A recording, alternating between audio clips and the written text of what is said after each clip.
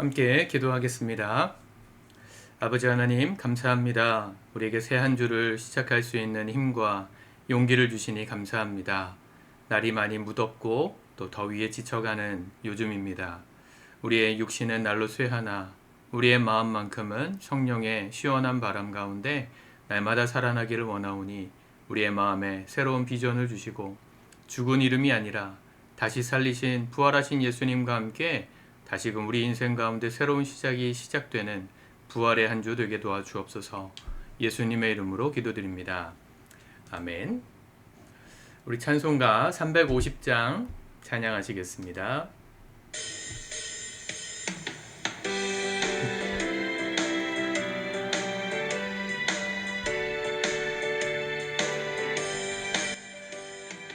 우리들의 싸울 것은 혈기 아니요, 우리들이 싸울 것은 육체 아니요, 마귀 권세 맞서 싸워 깨쳐버리고 죽을 영혼 살릴 것일세. 한 마음으로 힘써 나가세, 한 마음으로 힘써 싸우세.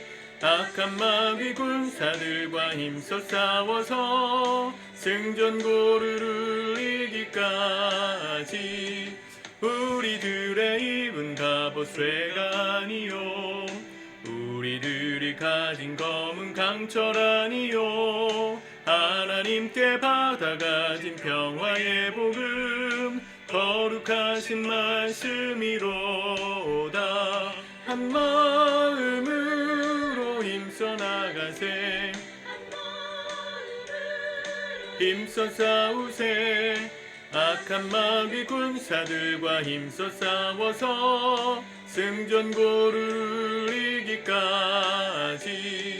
악한 마귀 죄 아무리 강할지라도 우리들의 대장 예수 앞서가시니 주저 말고 용감하게 힘써 싸우세. 최후 승리 얻을 때까지.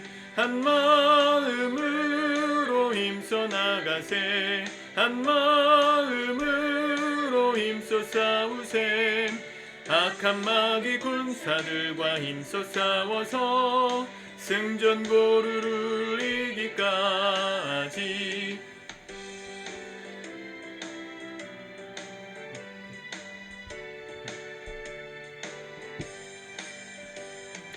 죄악 중에 빠진 사람 죄를 뉘우쳐 십자가에 달린 예수 믿기만 하면 위태한데 빠진 영혼 구원 얻어서 천국 백성 될 것임일세. 한 마음으로 힘써 나가세, 한 마음으로 힘써 싸우세. 악한 마귀 군사들과 힘써 싸워서 승전고를 이기까지. 아멘. 오늘 하나님 말씀은 요한계시록 9장 13절에서 21절까지의 말씀입니다. 같이 먼저 읽고 묵상하도록 하겠습니다. 여섯째 천사가 나팔을 불매 내가 들으니 하나님 앞 금제단 네 불에서 한 음성이 나서 나팔 가진 여섯째 천사에게 말하기를, 큰 강 유브라데에 결박한 네 천사를 놓아주라. 하매 네 천사가 놓였으니 그들은 그 년월 일시에 이르러 사람 3분의 1을 죽이기로 준비된 자들이더라. 마병대 수는 2만만이니 내가 그들의 수를 들었노라. 이 같은 환상 가운데 그 말들과 그 위의 탄 자들을 보니 불빛과 자줏빛과 유황빛 호심경이 있고 또 말들의 머리는 사자머리 같고 그 입에서는 불과 연기와 유황이 나오더라. 이 세 재앙 곧 자기들의 입에서 나오는 불과 연기와 유황으로 말미암아 사람 3분의 1이 죽임을 당하니라. 이 말들의 힘은 입과 꼬리에 있으니 꼬리는 뱀 같고 또 꼬리에 머리가 있어 이것으로 해하더라. 이 재앙에 죽지 않고 남은 사람들은 손으로 행한 일을 회개하지 아니하고 오히려 여러 귀신과 또는 보거나 듣거나 다니거나 하지 못하는 금, 은, 동과 목석의 우상에게 절하고 또 그 살인과 복술과 음행과 도둑질을 회개하지 아니하더라. 아멘. 주말 동안에 우리가 나팔 심판을 보았습니다. 요한계시록에 나오는 심판이 세 가지의 형태가 있는데 하나는 인 심판이 있고요. 도장을 떼시면서 일어나는 심판의 모습들. 그 다음에 나팔을 가진 일곱 천사가 그 나팔을 불 때마다 일어나는 현상들. 그리고 마지막 심판은 대접 심판입니다. 똑같이 일곱 명의 천사들이 대접을 이 땅에 진노의 대접을 쏟을 때 일어나는 일들을 설명하죠. 이것이 각각의 사건이라고 해석하는 사람들도 있지만 대부분의 신학자들과 성경학자들은 이것이 반드시 일어난 일에 대한 확증이고 그 일곱 가지의 심판, 인, 나팔, 대접으로 인한 심판의 형태는 같은 것이고 다만 인과 나팔, 대접으로 갈수록 심판의 강도가 세진다. 그리고 확실하게 일어날 심판을 강조한 표현이라고 얘기하는 경향이 대부분입니다. 우리가 하나님께서 이 땅 가운데 심판을 쏟으실 때의 현상들을 이사야 말씀을 통해서 몇 달 전에 우리가 보았습니다.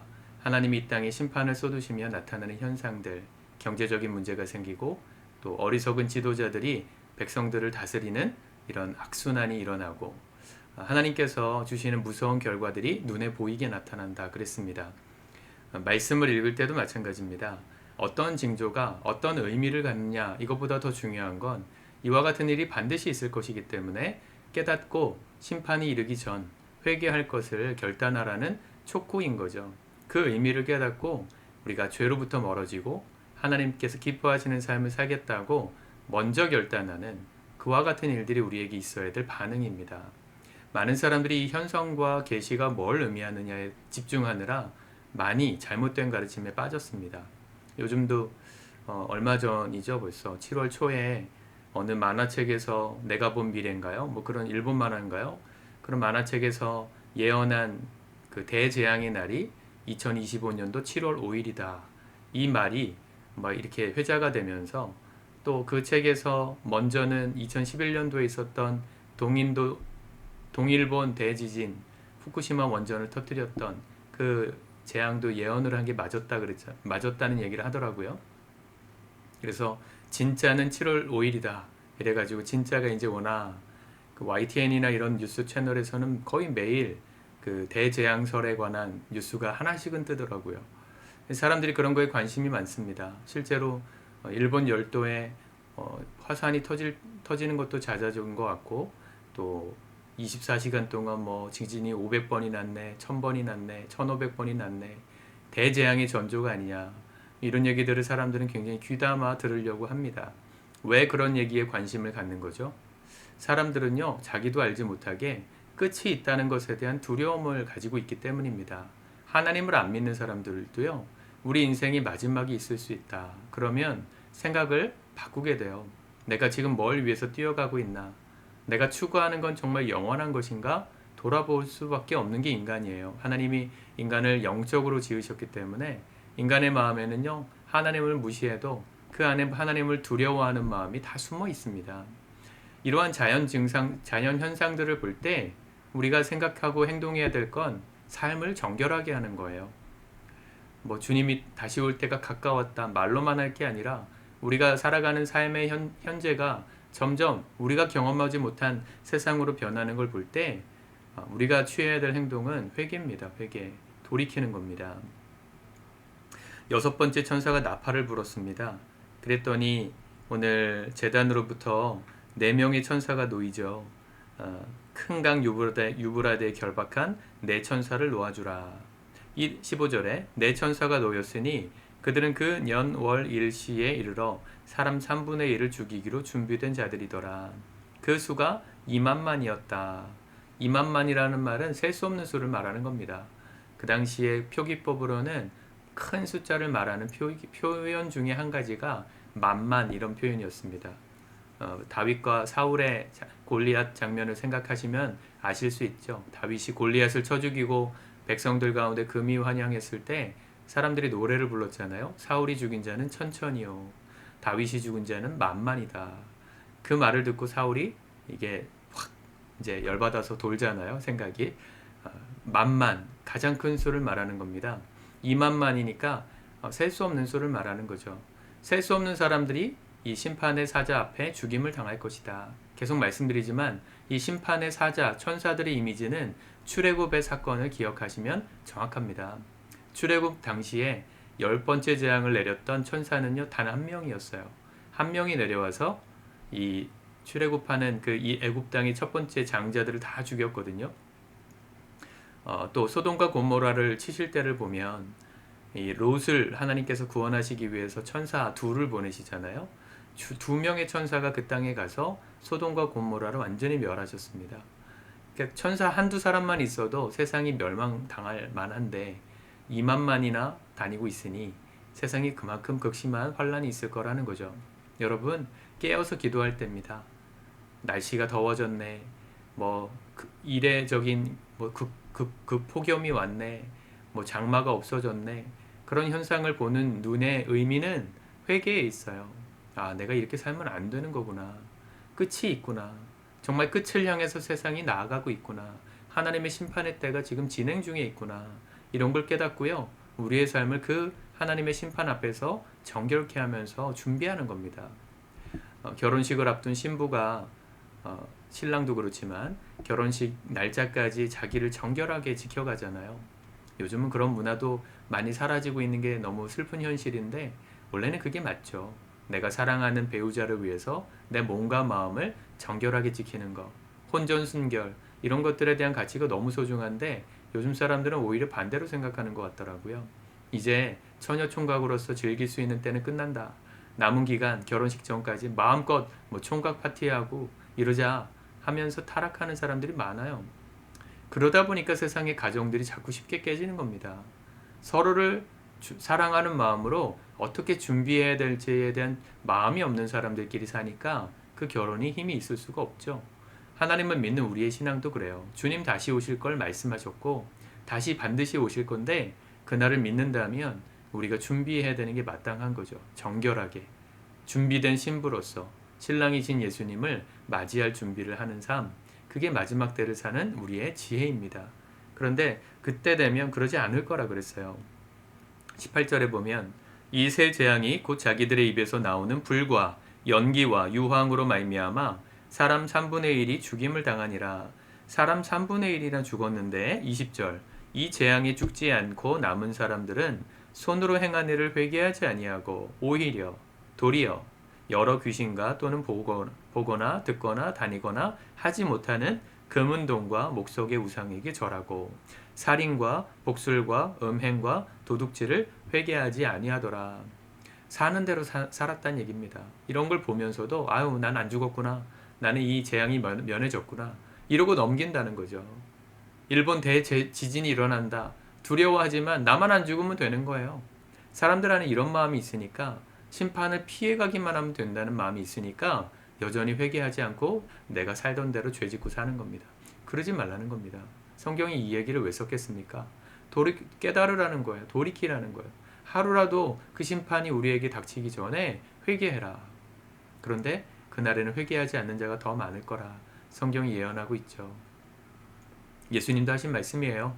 마지막 때에 대해서 얘기하시다가 그 마지막 날에 믿음 있는 자를 보겠느냐 그랬어요. 믿음 있는 자를 보겠느냐. 거의 없다는 거죠. 그래서 신앙은 소수입니다. 언제나 소수로 하나님의 정결한 사람들이 준비되는 겁니다. 언제나 귀한 건 소수예요.